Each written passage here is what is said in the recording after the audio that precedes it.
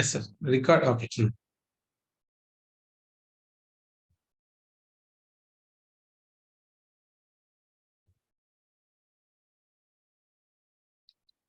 Shall we start, sir? Yeah. Yes. He has to be made the host now, sharing the screen. Yes. Yeah, go ahead. Yeah. You can share the screen now. No, he's not a host now. He has to be No, made no. at least a co-host. Yeah, okay, fine.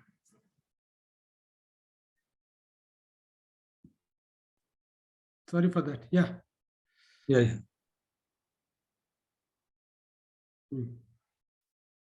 Oh, it's recording.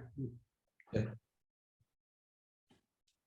So coming to the topic, male infertility management. See, male medical management and is zero without proper evaluation. So it has to start with evaluation. Unless we know the cause for infertility, it is difficult to start treatment, because most of us, we are used to just start antioxidant for every patient with oligospermia or low sperm count. Actually, that is not the case. Actually, oligoasthenoteratospermia is not a diagnosis. It's like a phenomenon. It's like fever. So, like fever, we have multiple causes. Even for oligoasthenoteratospermia or oligospermia, it's a phenomenon. We have to find out the cause and then we have to treat it. Now, coming to causes of male infertility, I think this has been discussed in brief by Dr. Vinod sir.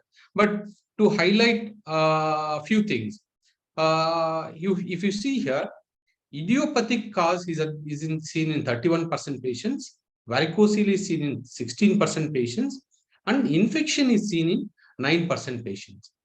According to me, this infection is the one which is most neglected issue in the male infertility treatment. Why I say this is, at least at approximately 30% of males, or Indian males, who comes for infertility treatment, they have infection as the primary cause of their infertility. So now, apart from these things, lifestyle modification is the primary step in medical management of male infertility. So why I say lifestyle is, now if you see, increased testicular temperature alone is alone primary cause in many patients for infertility. So this is particularly seen in obese patients, patients with varicocele, patients with hot environments, working in hot environments. And according to a new study, even prolonged sitting can also cause increased testicular temperature, which in turn can cause infertility. And also we know that wearing tight undergarments can also increase testicular temperature.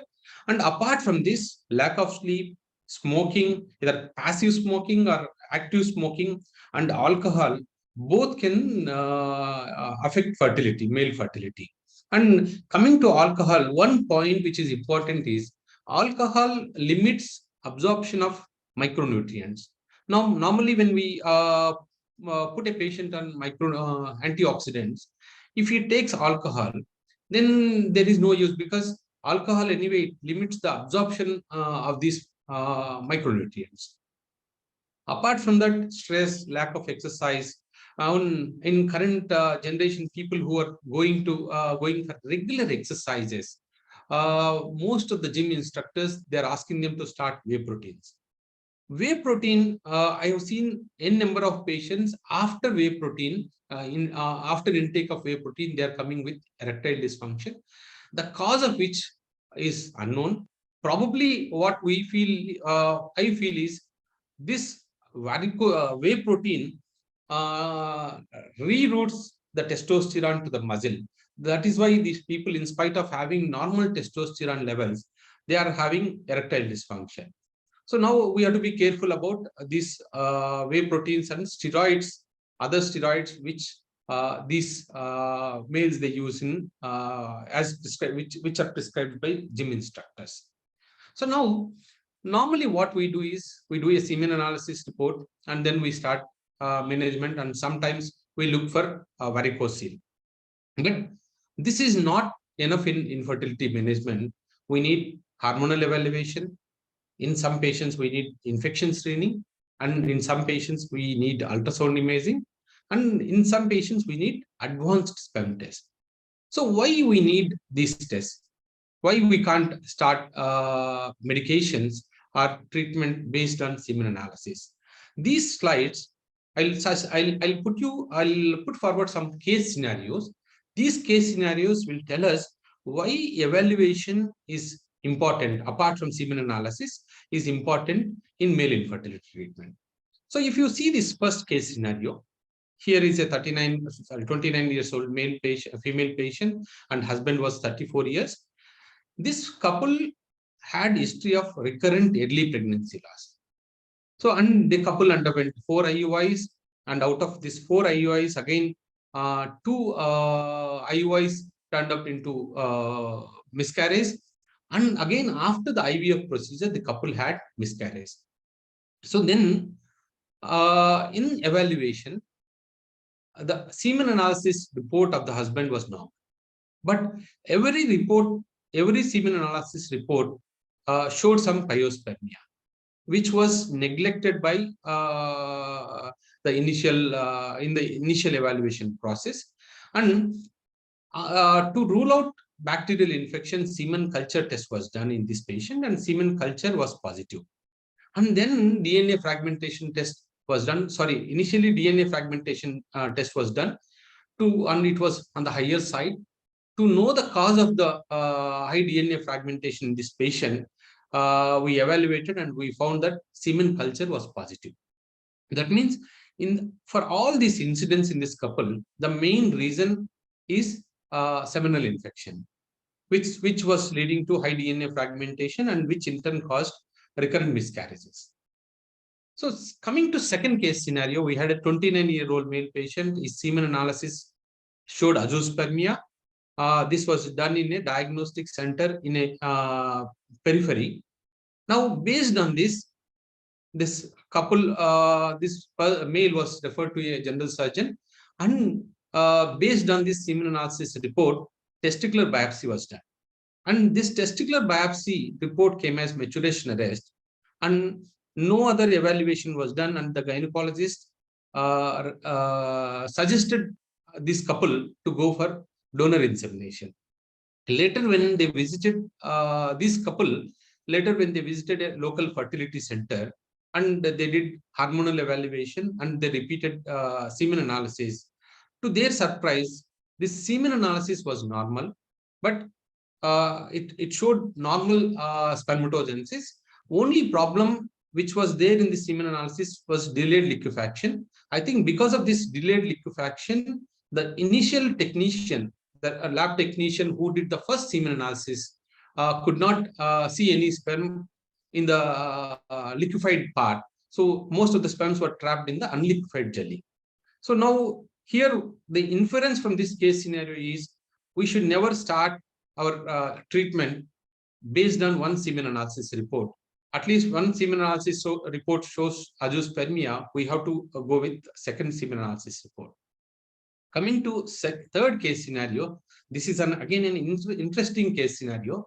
Here, 34 years old male patient, semen analysis showed oligoasthenoteratozoospermia, and count was only 2 millions, and motility was 17%, and morphology was 1%. And when they came for evaluation, their hormones were normal. Both FSH and testosterone were normal. And testis was normal, and epididymis was bulky. So now we did a scrotal Doppler. Generally, most of the guidelines, they say a scrotal Doppler should not be done, is not necessary according to many guidelines. But sometimes scrotal Doppler will help us in evaluating this kind of patients. In scrotal Doppler, we had a typical filarial dance sign, which is suggestive of filarial infection. And he was put on DEC for 3 weeks. Later, his sperm count improved to 9 millions. And then they went to a local IVF center. They did IUI and it was successful. Here, we think that scrotal Doppler is not necessary in patients with infection, but this in this couple, scrotal Doppler helped us. Coming to fourth and last case scenario, this was a case of testicular failure. If you see, semen analysis showed oligoasthenoteratozoospermia, and 3 million count was 3 millions, and motility was 22%, and morphology was 2%. Here, FSH is 10.6, and testosterone was 1.67, and estradiol was on the higher side. Estradiol was 83, and testicular size was 6 to 7 cc. So now what happened is the mistake. What happened in this initial evaluation process is this FSH of 10.6, which was seen by initial doctor, he considered that this FSH is normal. Actually, this is a case of testicular failure. We have to think that we should know here what we have to understand is the normal cutoff, clinical cutoff for FSH is not the upper limit what we see in the diagnostic reports. So the cutoff, clinical cutoff for FSH is around 7.9, or we can take it as 8. So now in this couple, if you see, testosterone was very less and estradiol was on the higher side. So there is abnormal TE ratio. So here, this couple, this person, we put him on gonadotropins. We have given HCG injections along with anastrozole. So we reverse their TE ratio, and along with antioxidants, his sperm count increased to 8 to 10 millions, and the couple got pregnancy with second IUI procedure. So now if you see all these 4 case scenarios, we learn a new point from every case scenario. Now coming to this lecture, now what are the common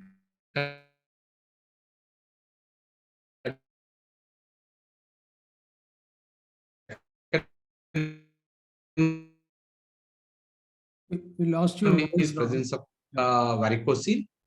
Third is hypovitamin deficiency, vitamin D and vitamin B12 deficiencies. These are very important.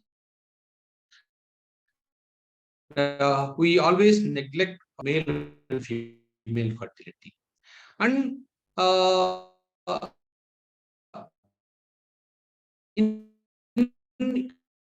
hypogonadism patients, ionotropic hypogonadism, we have to find out which type of hypogonadism it is.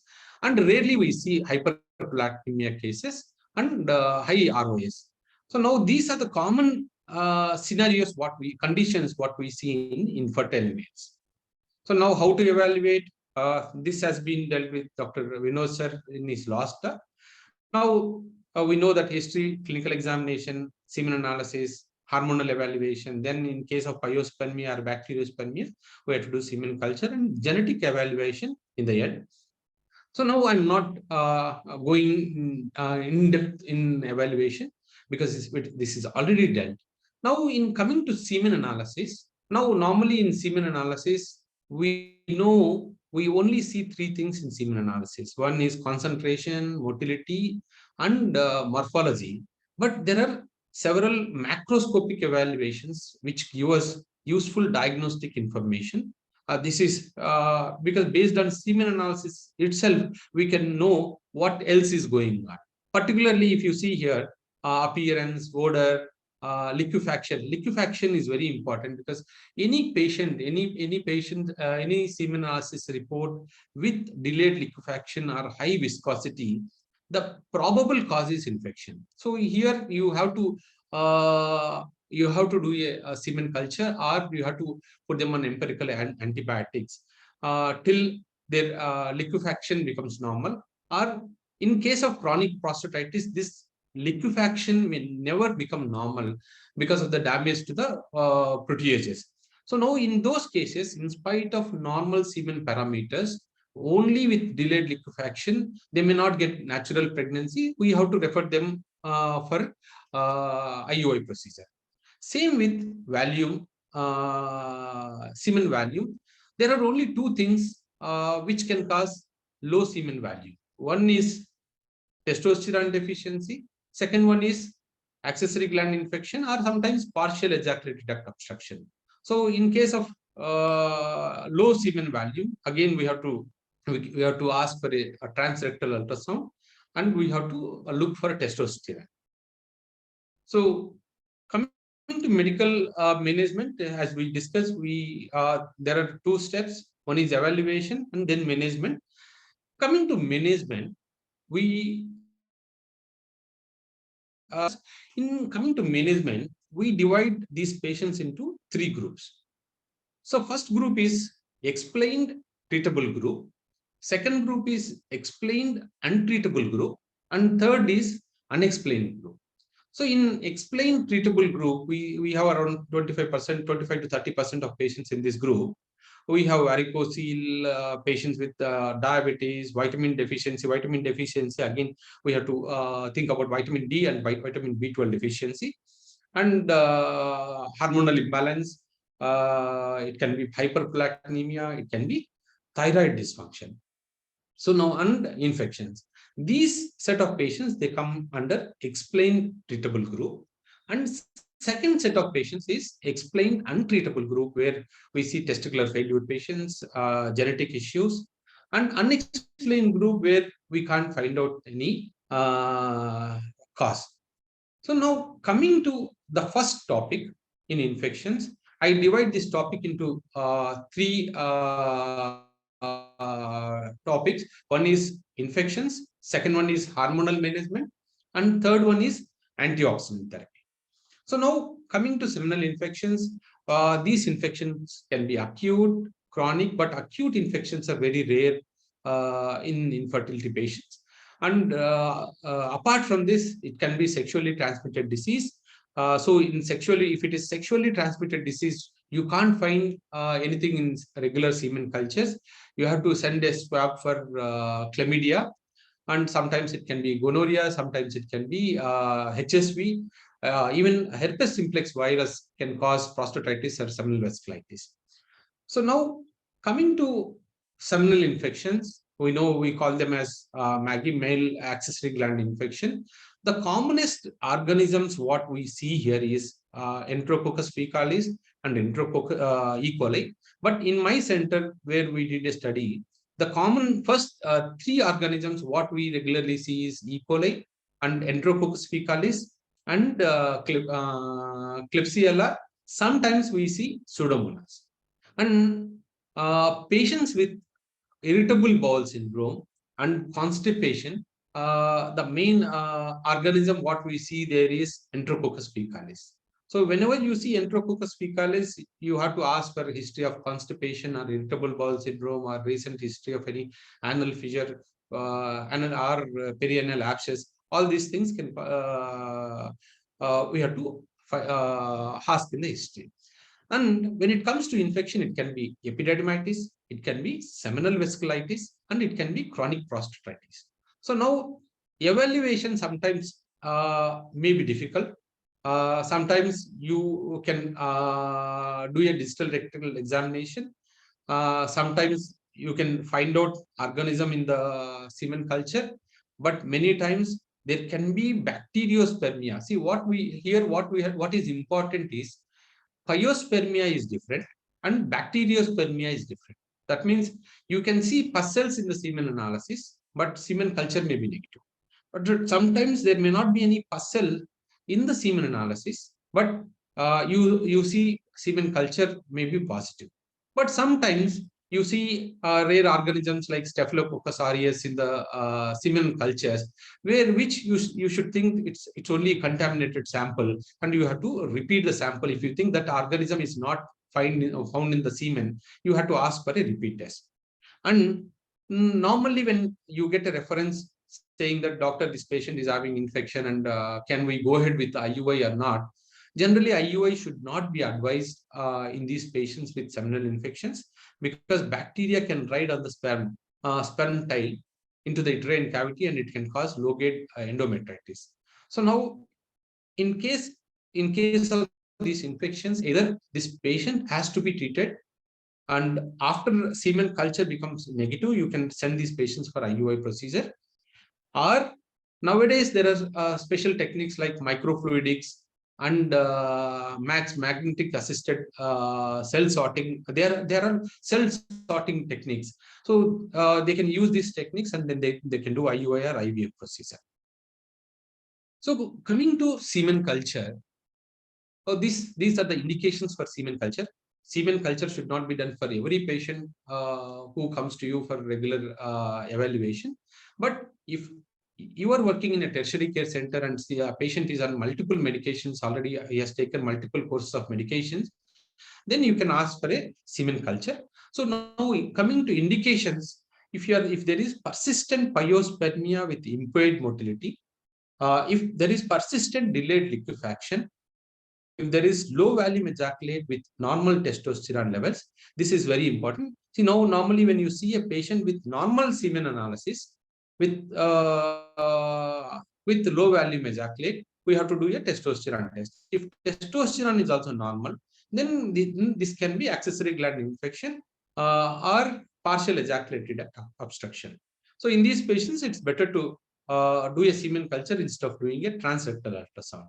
So, and even in patients with recurrent early pregnancy loss, I'm not talking about second trimester and or third trimester miscarriage abortions.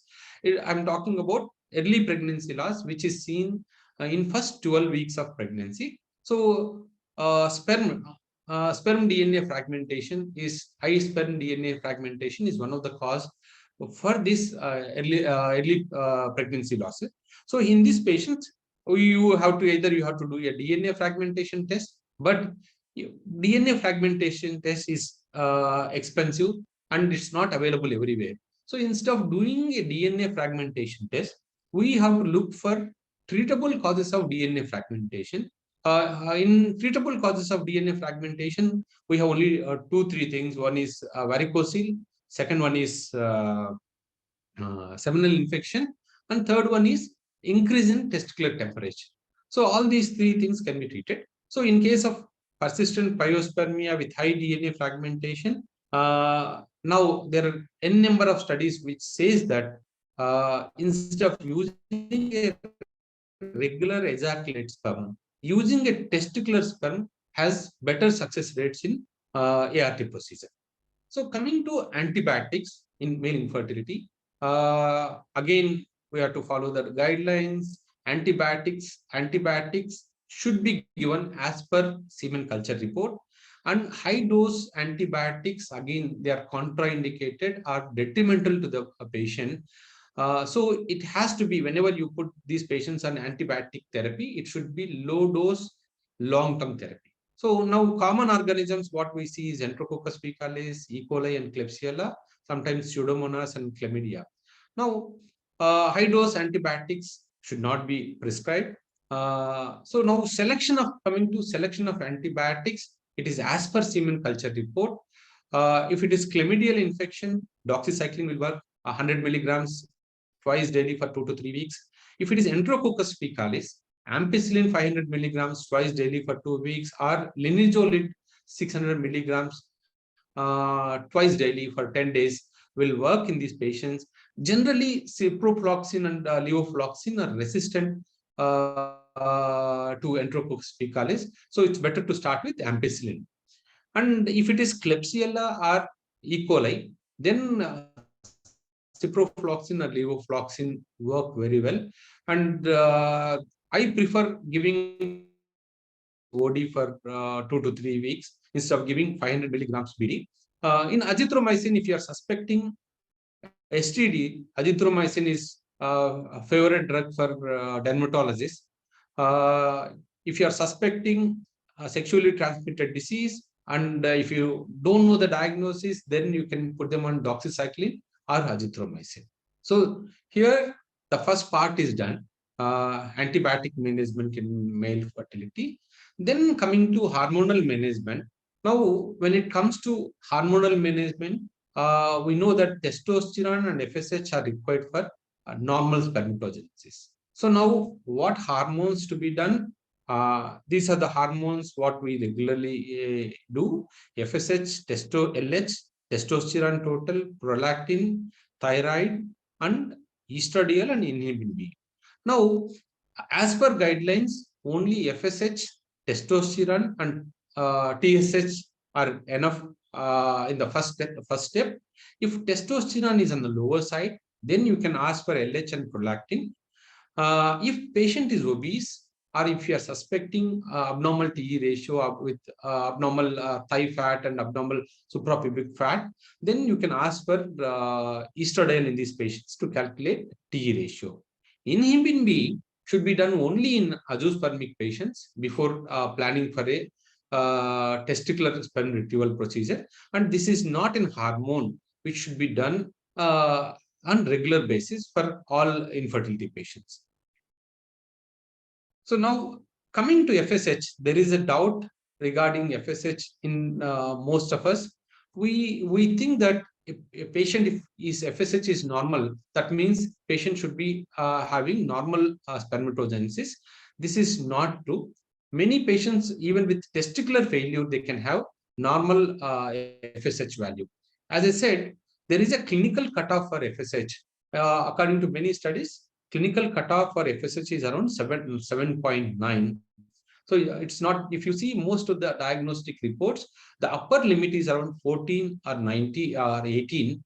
So we should not consider this as an upper limit. We have to go with the clinical cutoff. That means if a patient is having an FSH of more than 8, then we have to think of either early testicular failure or partial testicular diseases.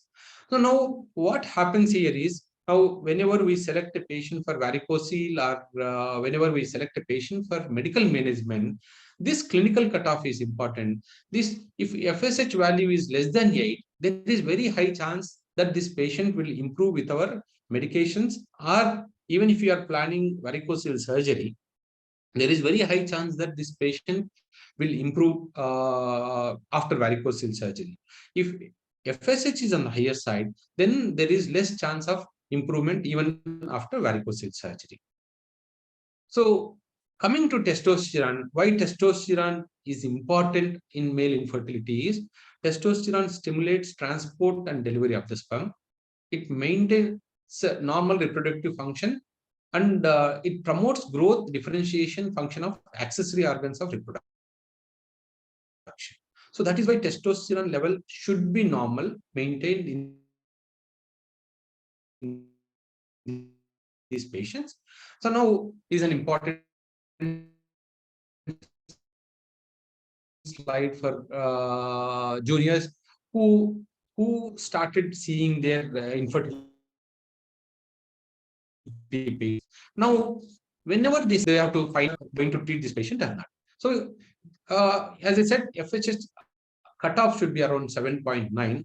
But in patients with azoospermia, with this slide having normal spermatogenesis, which patient is testicular failure patient. If you see in a patient with high FSH, normal FSH, normal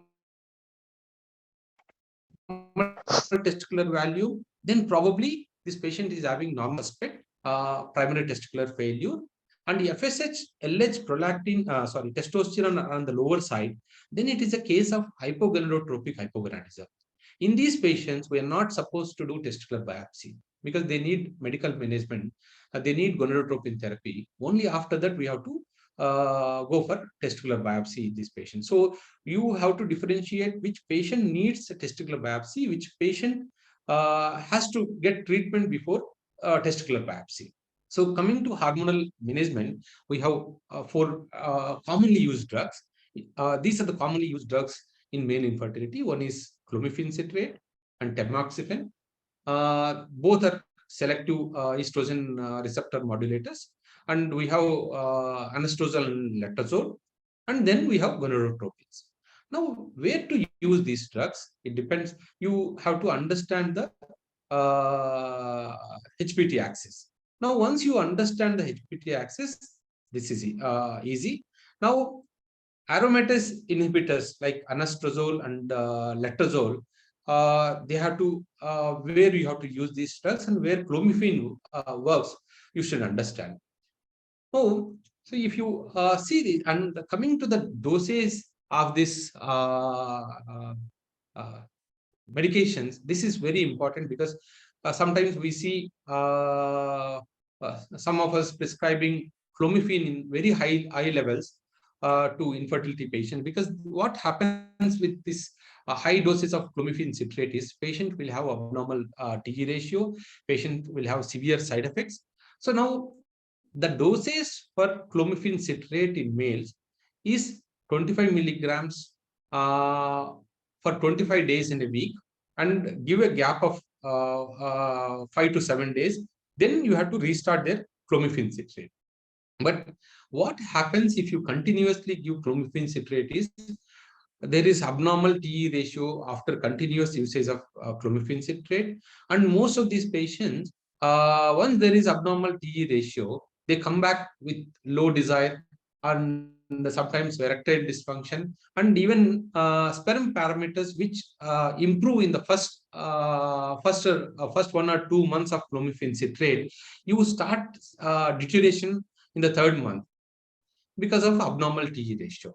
So even when you put these patients on clomiphene citrate, you have to be cautious, or else every month you have to look for TE ratio in these patients. And coming to second drug, tamoxifen, I prefer tamoxifen in obese patients, and anastrozole and letrozole again I prefer in obese patients or patients with abnormal.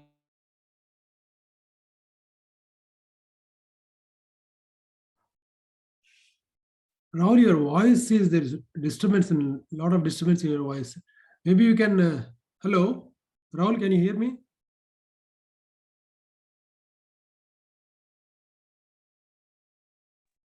Rahul, I think we lost him. We have lost connection. Yeah.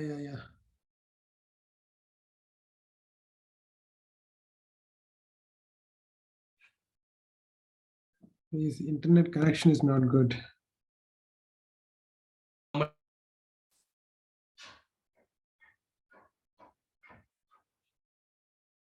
Rahul? Hello. Yeah, Rahul, you can stop your video. Maybe then we can have it because the disturbance in your audio. Okay. Stop the video and then you can present. Yes. Yeah. Now you can share the slide. We are not seeing your slides. Okay. Yeah. Go ahead. Is it okay, sir? Yeah. Go ahead. Okay. So anastrozole and letrozole, I prefer in only obese patients. Initially, I started using these drugs on daily basis in many patients, but later most of these patients, after a month, they came back with erectile dysfunction. So now letrozole, we should be cautious in using letrozole as an infertility drug. Now, instead of daily doses, I started giving letrozole weekly twice or weekly thrice. So you have to adjust the dosages of these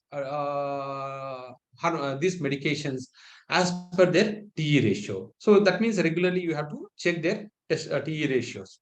And when it comes to testosterone management, that means when you see a patient with low testosterone, so either you can increase this testosterone levels with clomiphene citrate or gonadotropins. But clomiphene citrate has its own limitations in increasing testosterone levels, because at some point you see abnormal T ratios in these patients. So now what happens is, if you are not comfortable with clomiphene citrate, you can actually start them on gonadotropins, which are safe drugs. In gonadotropins, for testosterone deficiency, you can start them on HCG injections. HCG injections can be given in two strengths, either HCG 2000 international units intramuscular thrice a week, or HCG 5000 international units once a week. And after 4 to 6 injections, you have to repeat their testosterone levels. And this is how we have to use these drugs. And coming to individual problems in hormonal imbalance, One is hyperprolactinemia. Nowadays, we started seeing many patients with hyperprolactinemia. There was an interesting cause behind this hyperprolactinemia in many patients.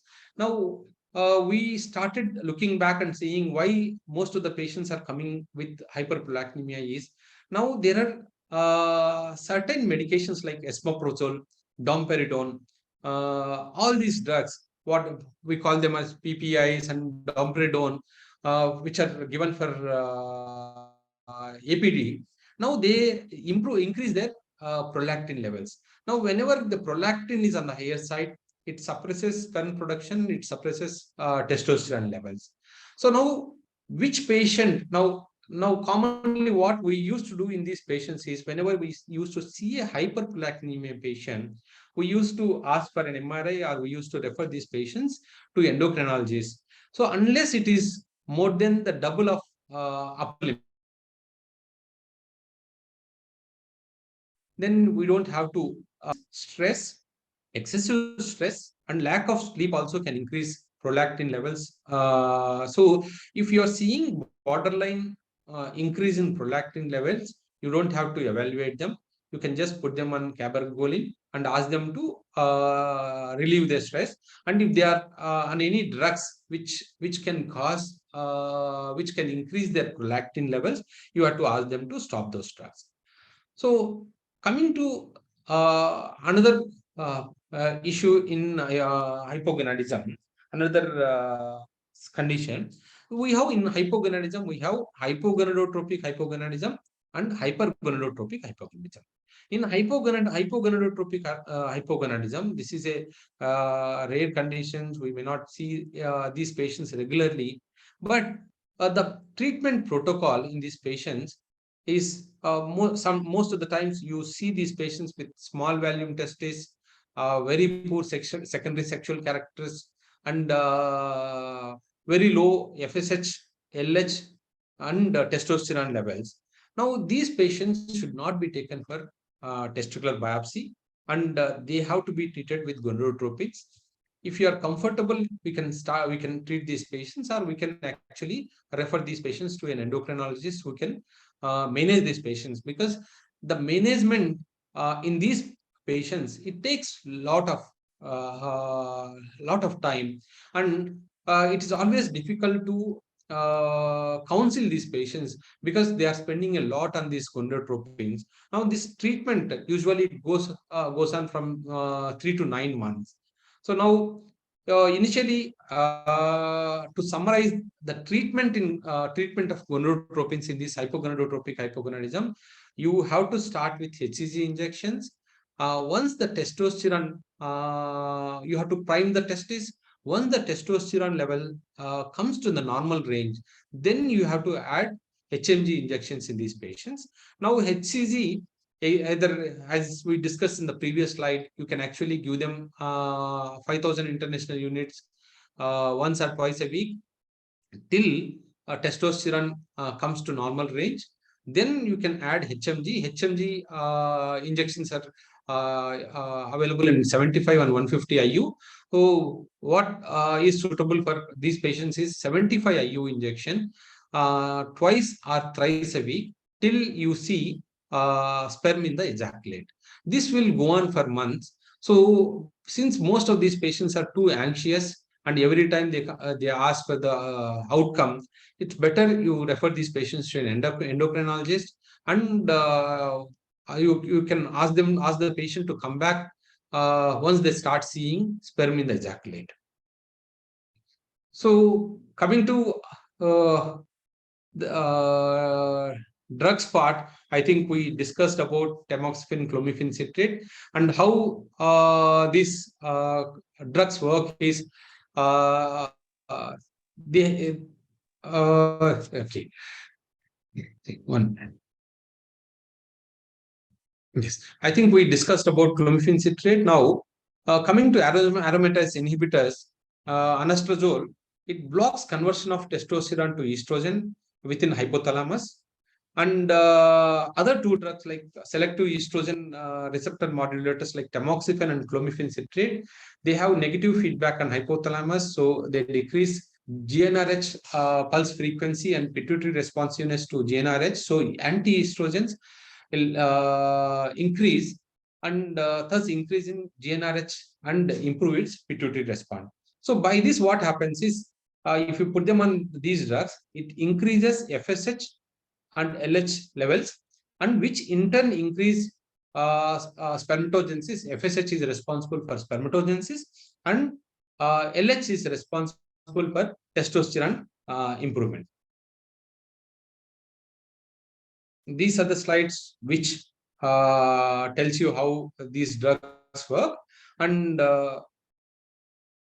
so if you see this slide, this is important slide. This how it works is, now if you HCG will work at here. HCG is an LH analog, so it will improve testosterone levels directly, intratestosterone testosterone levels, and aromatase inhibitors will block testosterone to estrogen conversion, and clomiphene citrate will have negative feedback. It affects on the negative feedback mechanism. So now, apart from this, we have to be aware of clomiphene citrate side effects, because when we are putting these patients on clomiphene citrate, these are the common side effects. Hot flushes are common, abdominal bloating, weight gain, headache, nausea, mood swings, and breast tenderness and blurred vision. These are common things, and after 1 or 2 months of therapy, they come with erectile dysfunction, also with low libido and erectile dysfunction. So now we understood how what medications should be used, how the hormonal treatment should be done. Now coming to the third part, idiopathic infertility management. Now here the main, our antioxidants, what we use in regular practice, come into picture. Now, which antioxidants to be used, what antioxidant, how many dose it has, how many days it has to be used, that is important. But before, along with antioxidant therapy, lifestyle, as we discussed, lifestyle modification is important, and treatment of infections is important. Just giving antioxidants alone may not help these patients if you are not treating the primary cause. Coming to antioxidants, you know that there are various n number of micronutrients. It can be coenzyme Q10, it can be L-carnitine, it can be lycopene, zinc. Each micronutrient has a different effect on the spermatogenesis, but most of these micronutrients are there is not much of evidence for these micronutrients, but there are n number of studies which says that these micronutrients or antioxidants will decrease ROS levels, will tackle free radicals. So in turn, it helps in decreasing ROS levels. And in patients with high DNA fragmentation, this helps. These medications will help, and these medications have different role in different patients. Now, if you see ubiquinol is nothing but reduced form of coenzyme Q10. It improves sperm motility by providing energy through ATP generation in mitochondrion, and it's a potent antioxidant. L-carnitine improves sperm motility by providing energy to the sperm cell through fatty acid metabolism. Lycopene increases sperm count and improves sperm morphology by reducing oxidative damage to the sperm DNA and lipids. Zinc promotes sperm production and maturation and testosterone synthesis and improves sperm morphology. Now you have to select a drug which has all ingredients, and or you can actually give individual antioxidant, or you can give them a drug which has all ingredients. But what is important is, too much of antioxidant is also not good for not good in the management of medical infertility. What happens is, if you put them on very high dose antioxidants, then these high dose antioxidants alone, they suppress ROS levels, ROS levels, certain level of ROS levels are important for sperm capacitation. So if you suppress their ROS levels, then this is actually detrimental to the patient. Instead of improvement, the spermatogenesis gets suppressed because of this. So now, coming to individual, I'm not going into in detail about each and every antioxidant medication which is available. But what I suggest is, if patient is affordable, you can put them on antioxidants, a combination like and coenzyme Q10, astaxanthin, lycopene, and L-carnitine. But if patient is not affordable, then even simple antioxidants like vitamin E and vitamin C and selenium, these are called affordable antioxidants. You can you can put them on these simple antioxidants. Even these antioxidants has significant role in improvement. So now it's selection of antioxidants. There are various studies which says the particular antioxidant is good, or this particular antioxidant is not good. But every antioxidant medication has some role. So now you select a drug based on what is available and patient's affordability. So to summarize micronutrient in the management of male infertility, use of micronutrients in idiopathic oligoastheno and oligoasthenospermia improves sperm quantity and quality and aid a couple in achieving pregnancy. It plays important role in sperm energy metabolism. It helps maturation of the sperm. It prevents lipid peroxidation of sperm membranes, and it protects sperm DNA and cell membranes from free radical induced damage and apoptosis. It augments antioxidant therapy, augments scavenging capacity of seminal plasma, and it improves sperm count, motility, and morphology. So coming to the end, doctors, now what happens here is, so now we have discussed three things. One is infection management, second one is hormonal management, and third one is antioxidant management. Now you have to carefully choose which treatment will work. If you see a patient with all normal hormones, we are not supposed to put them on any hormone. If patient is having infection, then only we have to put them on antibiotics. Randomly giving antibiotics also may not help in these patients. And even when it comes to micronutrient therapy, you have to understand how much dosage is necessary. You can start with 60 milligrams to 100 milligrams of coenzyme Q10, and slowly you can increase it to 200 milligrams of coenzyme Q10. But giving more than 200 milligrams of coenzyme Q10 may be detrimental to the patient. So because of suppressed ROS levels. Thank you, doctors. I think we'll go ahead, we'll continue with the case scenarios. Thank you, Rahul, for this nice presentation. There are some questions. Are you showing your questions, MCQs? Yes, sir. Yes. So now we'll have some questions posed to the postgraduates mainly. Yes, sir. Should we give hormone therapy, clomiphene, HCG, only if testosterone is on the lower side in patients with oligospermia? Definitely yes.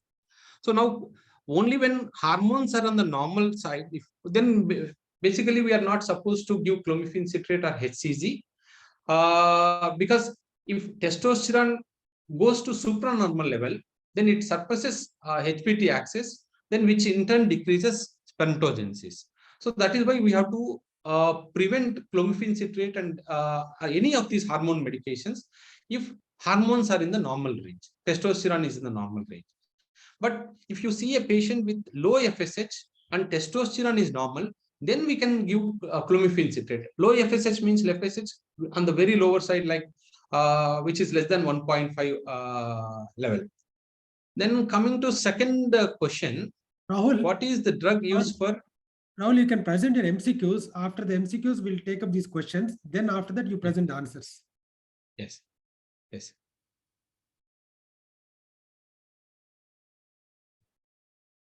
You're showing some slideshow questions.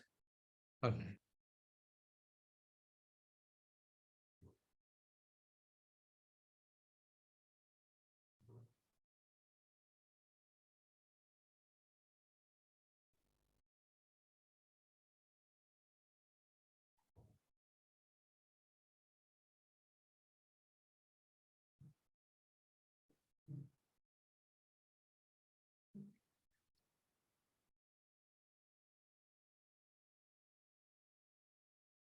Then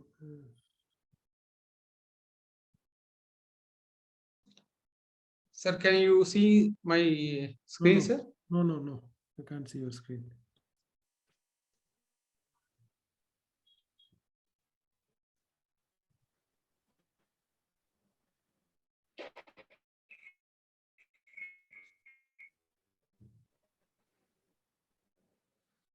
We can't see your screen yet. 1 minute.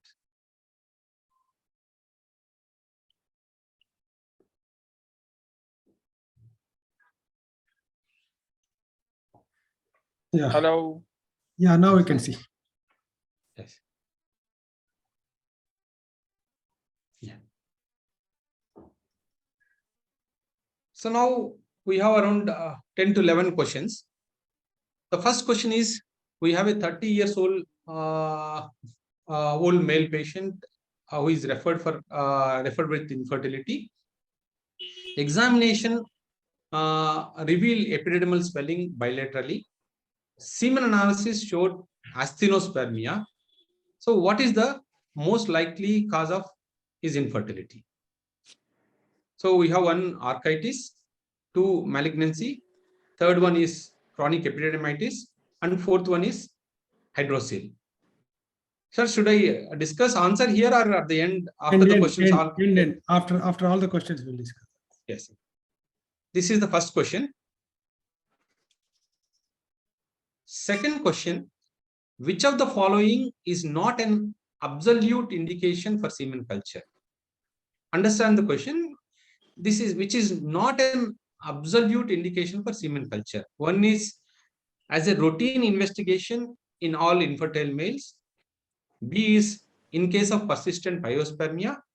3 is high DNA fragmentation. D is delayed liquefaction with high viscosity. Coming to question number 3, organism which is not commonly isolated in semen cultures. Not commonly isolated. One is E. coli, second is Enterococcus faecalis, third one is Staphylococcus aureus, and fourth D is Klebsiella pneumonia. Fourth question, which of the following drug is not indicated in male infertility? One is A is letrozole, B is tamoxifen citrate, C is testosterone undecanoate, and D is clomiphene citrate, which is not indicated in male infertility. So question number 5, clinical cutoff for FSH in male infertility is 14. A is 14, B is 18, C is 25, and D is 7.9. Coming to question number 6, which of the following hormone test is not indicated in oligospermia? A is FSH, B is TSH, C is testosterone, D is inhibit B. So which of the following hormone test is not indicated in oligospermia? Seventh question, which among the following is not true regarding antioxidants in male infertility? 1, they increase sperm motility. B is reduces ROS. C is reduces DNA fragmentation index. D is increases testosterone. Coming to question number 8, which one of the following is a cause for low volume ejaculate? Low testosterone. A is low testosterone, B is chronic prostatitis, C is hypoplastic seminal vesicles, D is All of the above. Question number 9. Drug and alcohol usage, tobacco smoking, stress, weight, prolonged cycling have no bearing on male infertility. Either true or false. A is true and B are false. You have to select which is correct here. Question number 10. Clomiphene citrate acts through blocking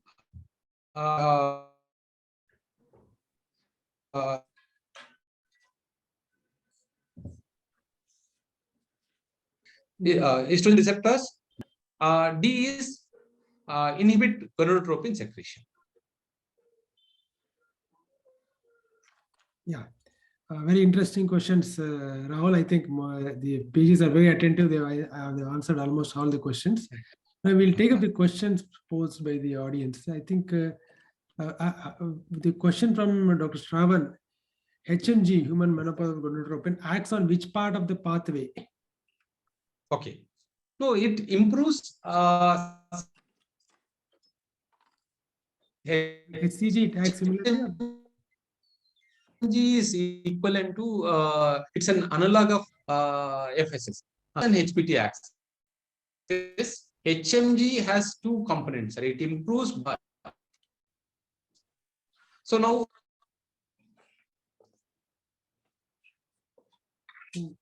select HCG. It only improves testosterone level. You're losing your voice. Levels. We lost your voice, Rahul. Maybe Dr. Vinod can take this question.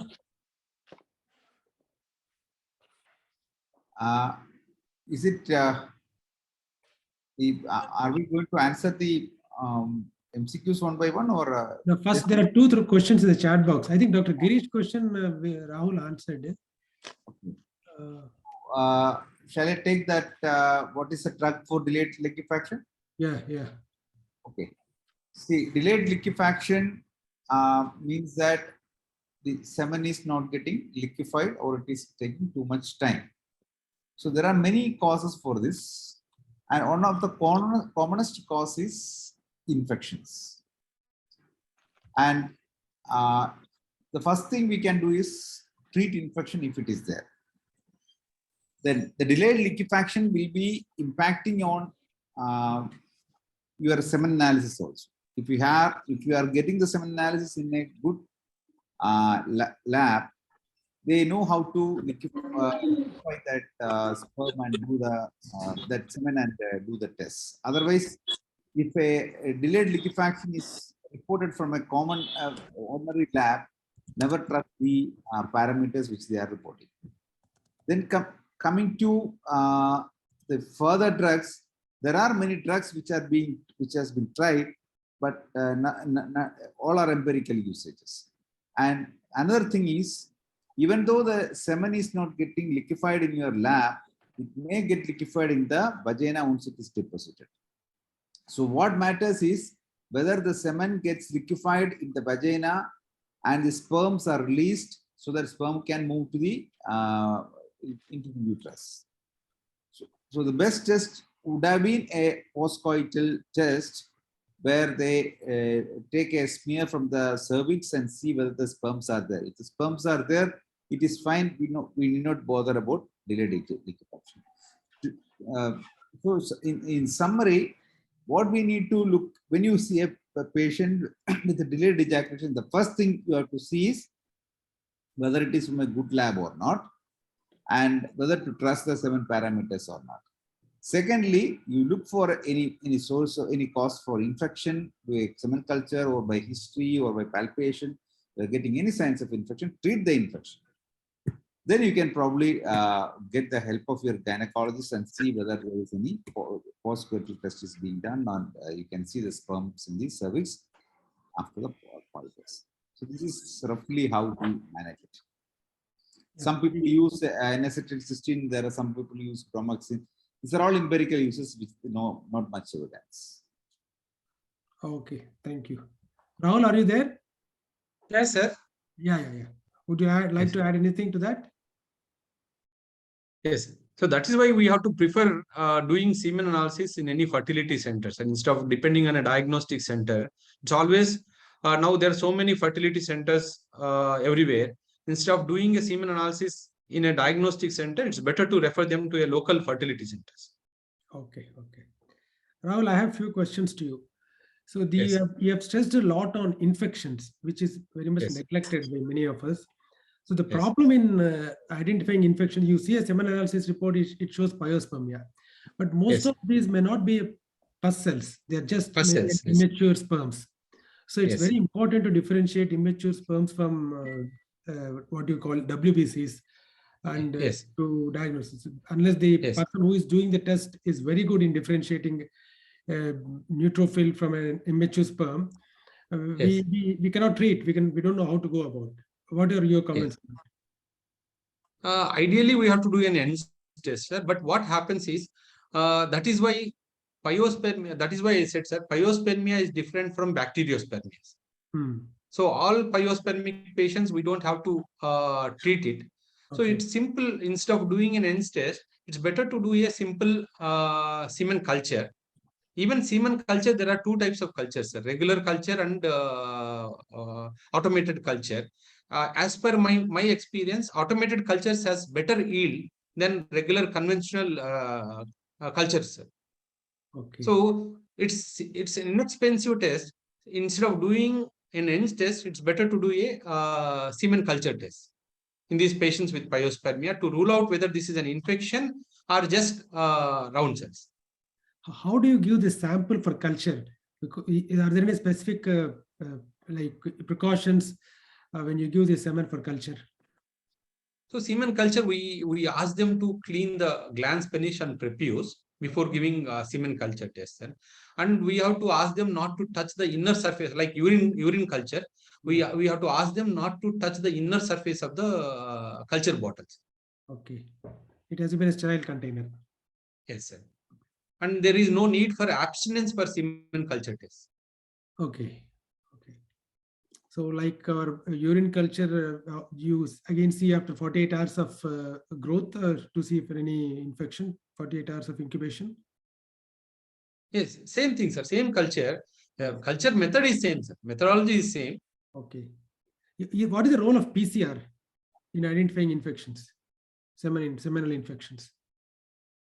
No, sir. I'm not doing, sir. Uh, Only for chlamydia, there is PCR test. Okay. it's done for tuberculosis, not otherwise. Tuberculosis, if you have some suspicion, you can do that. Genital tuberculosis. Okay. Even for chlamydia, there is PCR test, sir, now. We can send a swab. Okay. So another question, you've covered up well about these antioxidants. The common question is we prescribe sometimes empirically. You do all the tests, everything. Only finally you end up in diagnosing it as oligoasthenoteratozoospermia, and we prescribe them antioxidants. How long you give them antioxidants? When do you repeat your semen analysis when you give? And what is the dosage? Of course, you covered about the dosage. And how do you monitor these patients? When do you repeat the semen analysis? So in when we are giving these medications, we have to think of two parts, sir. Spermatogenesis and spermiogenesis. Okay. So now when the spermiogenesis will take only 20 to 25 days, last part of spermatogenesis.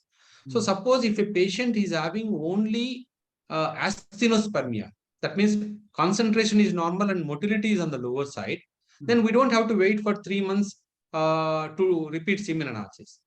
So whether this patient is improving with our antibiotic therapy or antioxidant therapy, we can repeat semen analysis after a month. Okay.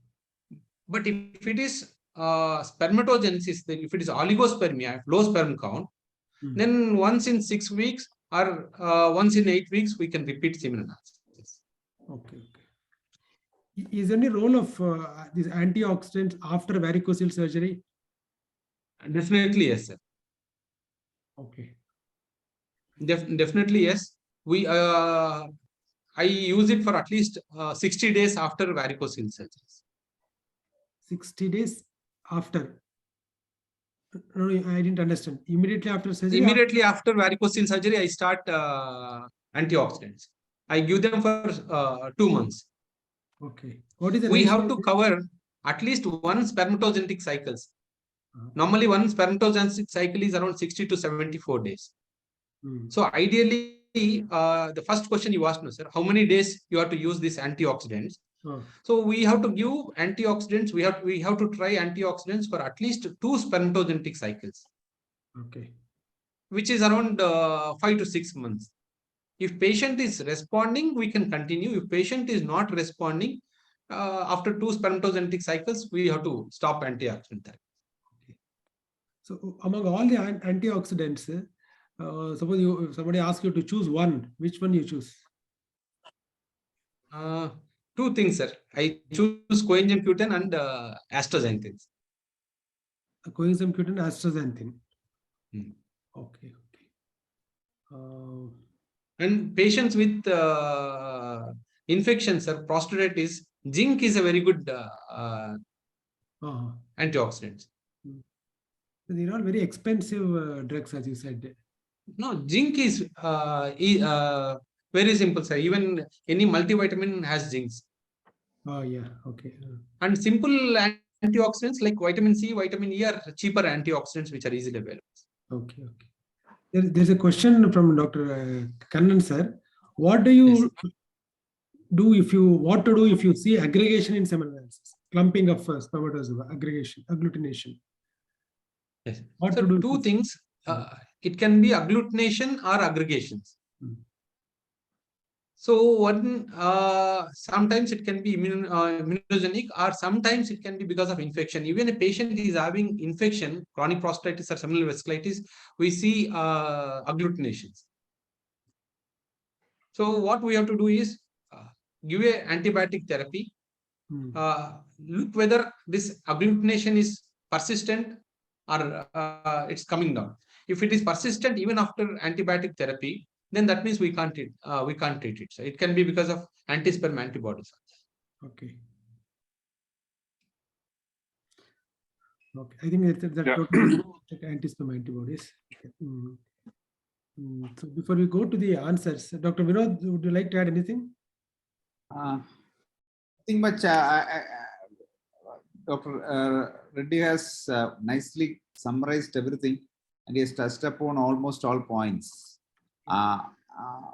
So the rough outline of the treatment he has clearly explained. I think nothing more to add to that. The one point which has to be stressed is the role of testosterone, which should not be used. Yes, sir. Yeah. So that is prescribed by quacks. A patient who goes with infertility, they prescribe them testosterone, which ultimately reduces the intratesticular testosterone. Yes.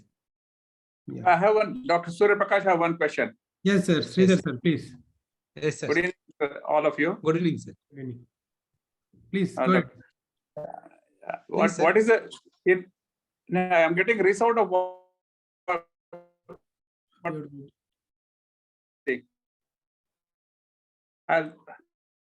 Where do we do the patients? At what stage? For patients of oligospermia. DFI, DNA fragmentation index. So DNA fragmentation as a routine investigation, we don't do it, sir. Only for patients who are actually going for ART procedure, we have to do DNA fragmentation test. Or patients in couples with recurrent pregnancy loss, we have to do DNA fragmentation test. And third common indication where sir, am I audible? Yeah, you're audible.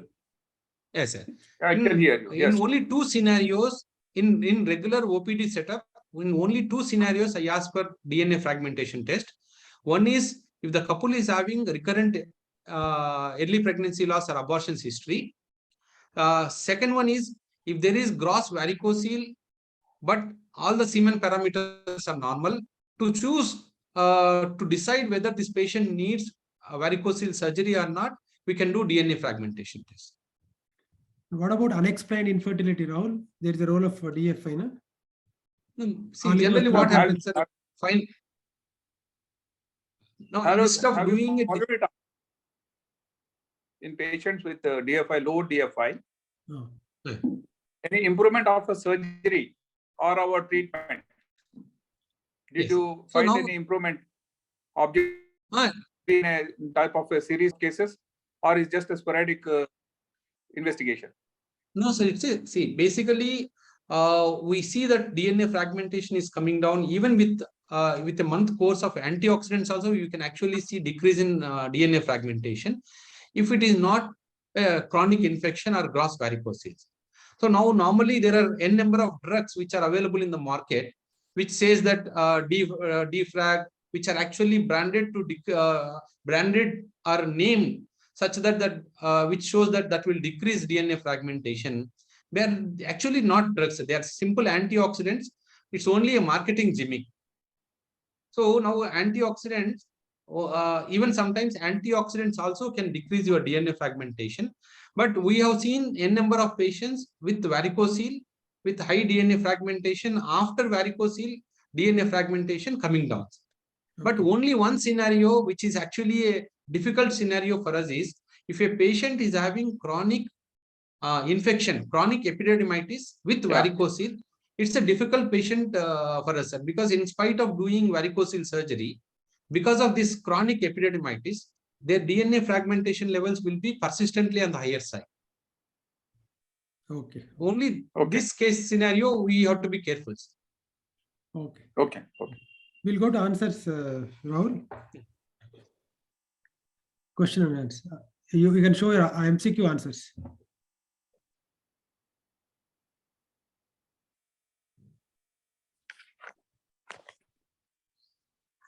I think most of these questions were answered correctly by the postgraduates. Yeah. Yes, sir. First question, a 30 years old male patient with epididymal swelling. Here, the question is, semen analysis was showing asthenospermia, sir. It is not azoospermia. So asthenospermia means most probably only epididymis must be affected. So since it is only epididymal swelling, it's not arthritis, it's not malignancy. What we asked is, what is most likely cause of his infertility? So most likely cause is chronic epididymitis. And hydrocele, generally primary hydroceles will never cause infertility. Yeah. If it is only secondary hydrocele, it can cause infertility. But in this patient, it was only epididymal swelling, and the examination showed no hydrocele. Okay. Coming to second question, which of the following is not an absolute indication of semen culture? Is yes, sir. It should not be done as a routine investigation for all infertile males. Yeah, correct. It can be done in case of persistent pyospermia, we can do it. In case of high DNA fragmentation, we can do semen culture. In delayed liquefaction with high viscosity, we can do semen culture. Here, what is important is, sir, when we see a patient with DNA fragmentation, high DNA fragmentation, the treatable causes of DNA fragmentation are very few. Okay. As I said, it is one increased testicular temperature, varicocele, and infections. So now, if there is no varicocele, then only other issue which can be easily treated is infections. That is why semen culture can be done in patients with high DNA fragmentation. Coming to third question, organism which is not commonly isolated in semen culture is Staphylococcus aureus. Yes. And this is answered by many. Okay. Which of the following drug is not indicated in male infertility, sir? This is the question you are highlighting. Yes. So letrozole can be used, tamoxifen citrate can be used. Testosterone is actually contraindicated in male infertility. Correct. So using testosterone can suppress HPT axis, and which in turn causes azoospermia. So testosterone in any dose or any form is contraindicated in male infertility. Correct. Unless patient is having other issues, testosterone deficiency issues, which if patient thinks that if patient is having severe erectile dysfunction or severe myalgias because of testosterone deficiency, and if he thinks HCG is expensive for these patients. HCG injections, if he thinks the patient is not affordable for gonadotropins, either we can put them on clomiphene citrate. Even with clomiphene citrate, if it is not increasing, then only those case scenarios we can give them testosterone injections. Otherwise, in all male infertility patients, testosterone is contraindicated. Yeah. And clinical cutoff for FSH in male infertility is 7.9. Yeah. This you have highlighted. Yes. And question number 6, which of the following hormone test is not indicated in oligospermia? Here answer is inhibin B. Inhibin B should be done only in azoospermia patients, not in oligospermia patients. Yeah. In oligospermia, what we need is only FSH, testosterone, and TSH. Yes. Question number 7, which among the following is not true regarding antioxidants in male infertility? So it increases sperm motility, reduces RYS, reduces DNA fragmentation index, but it can't increase testosterone. Yes. Correct. Question number 8, which one of the following is a cause for low value ejaculate? One is low testosterone, second one is chronic prostatitis, third one is hypoplastic seminal vesicles. Answer is all of them. All of them. All the three can cause low value ejaculate. Yes. So coming to question number 9, drug and alcohol use, tobacco, smoking, stress, weight, prolonged cycling have no barrier in male infertility. It is false. Actually, it has false. And actually, the main reason to give this question is that normally we ask patients to exercise. Nowadays, we started seeing many patients who are long distance cyclers. Okay. And we started noticing low testosterone levels in these patients in spite of regular exercise. So long distance cycling is not good for testis. Okay. Very interesting. Okay. And question number 10, clomiphene citrate acts through blocking negative feedback of estrogen on hypothalamus and pituitary. Yes.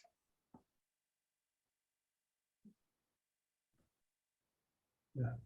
I think that's the end of all the MCQs. I think they're very interesting. Whoever has listened to your talk can answer all the questions. I think most of the students have answered correctly. Thank you, Rahul. Thank Welcome, you sir. for your elaborate talk and also thought-provoking questions. And you have answered all the questions very well. Thank you, sir. Dr. Girish, you want to add anything? No, it was very useful, very useful. So it's not only for students, but even every, because, practitioners, useful for yeah, yes. Yeah, I think, Dr. Vinod, you're there? Yeah, I'm here. Yeah, I think we can give concluding remarks and then we'll close. Next, we can tell about the next topic. And this is a very useful presentation because we get an overview of what is a medical management. But we should realize that each and every aspect needs to be discussed or learned further before we start using it. Each drug, when to use and how to monitor it, and when to stop, in each antioxidant how to use, and each investigation in which all cases you use. So these are all finer things you need to learn from textbooks or from the literature, or if needed, you can definitely